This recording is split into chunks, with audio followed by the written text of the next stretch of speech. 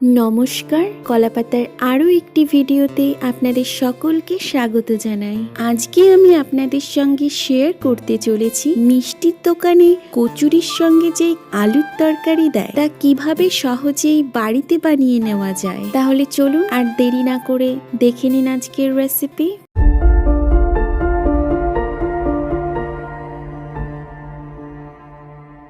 দোকানের মতন আলুর তরকারি তৈরি করতে নিয়ে নিচ্ছি 500 গ্রাম মতো আলুগুলো আমি আগে থেকেই পরিষ্কার করে রেখেছি। এরপর আমি এতে দিয়ে দিচ্ছি 600 থেকে 700 ml মতো জল এবং প্রায় 2 মিনিট মতন প্রেসার কুকারে বয়েল করে নেব।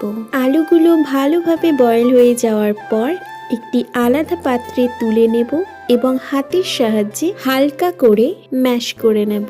অন্যদিকে আরেকটি পাত্রে নিয়ে নিচ্ছি 3 টেবিল চামচ মতন সাদা তেল এবং তাতে অ্যাড করছি 2 চা চামচ মতো হিং, 1 চা চামচ গোটা জিরে, 2টো চেরা কাঁচা লঙ্কা।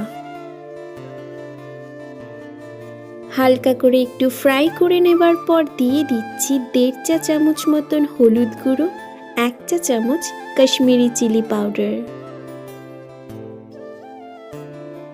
আবারও কিছুক্ষণ হালকা করে মশলাগুলো ফ্রাই করে নেবার পর দিয়ে দিচ্ছি মেখে রাখা আলু। বলে রাখি, লিখিত রেসিপি ডেসক্রিপশন বক্সে দেওয়া রয়েছে। কারোর যদি পরিমাণ বুঝতে সমস্যা হয় অবশ্যই ডেসক্রিপশন বক্স চেক করে নেবেন। মশলার সঙ্গে মেখে রাখা আলু ভালোভাবে কিছুক্ষণ সময় নিয়ে কষিয়ে নেবার পর দিয়ে দিচ্ছি 300 ml মতো জল, আরও দিয়ে দিচ্ছি স্বাদ মতো নুন এবং 1 চা চামচ কসুরি মেথি গুঁড়ো।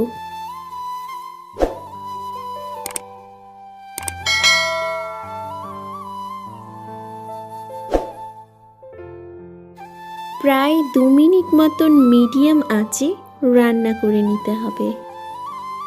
2 মিনিট পর এতে অ্যাড করছি 1 চা চামচ চাট মশলা, 1.5 চা চামচ গরম মশলা। তো বন্ধুরা, কলাপাতার রেসিপিগুলি আপনাদের কেমন লাগে তা কমেন্ট করে জানাতে ভুলবেন না কিন্তু। প্রায় 2 মিনিট মতন আবারও কিছুক্ষণ নেড়ে চেড়ে নেবার পর দিয়ে দিচ্ছি 2 টেবিল চামচ মতন ধনেপাতা কুচি।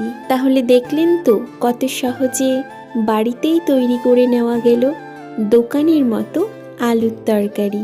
ভিডিওটি ভালো লেগে থাকলে অবশ্যই একটি লাইক করে দেবেন এবং চ্যানেলটিকে সাবস্ক্রাইব করে দেবেন। ধন্যবাদ।